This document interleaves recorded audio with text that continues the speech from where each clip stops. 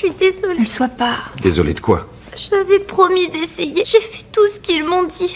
J'ai prié, mais ça n'a pas marché. Dieu ne m'a pas aidé. Vous pouvez m'aider, docteur Carré? Vous pouvez réparer mes yeux? Un petit garçon est venu seul en train à l'hôpital pour un examen. Après un diagnostic préliminaire, le médecin soupçonnait un problème au niveau de son système nerveux. Alors que tout le monde discutait du plan de traitement à suivre, le garçon a soudainement fait une crise d'épilepsie. Après l'examen, les parents du garçon sont enfin arrivés à l'hôpital. Le médecin leur a dit que l'enfant devait être opéré immédiatement, mais le père a catégoriquement refusé. Il a insisté pour ramener l'enfant à la maison et a refusé tout traitement chirurgical. Ça non. Liam ne subira aucune intervention. C'est terminé. Plus d'aiguilles, plus de scanner. On ne croit pas en ce genre de médecine.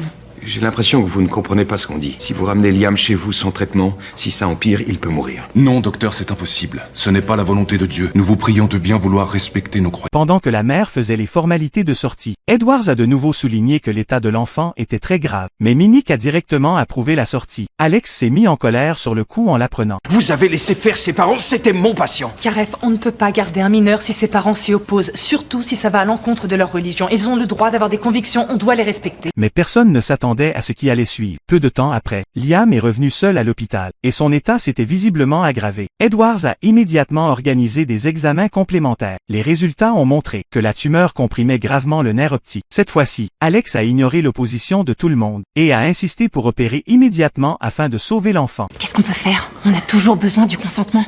Pas si c'est une urgence. On bipe la neuro et on le prépare pour l'intervention. On peut pas faire ça, c'est trop grave. C'est plus grave que de regarder un môme mourir. Tu ferais rien s'il était en train de convulser. Je te dis qu'il convulse.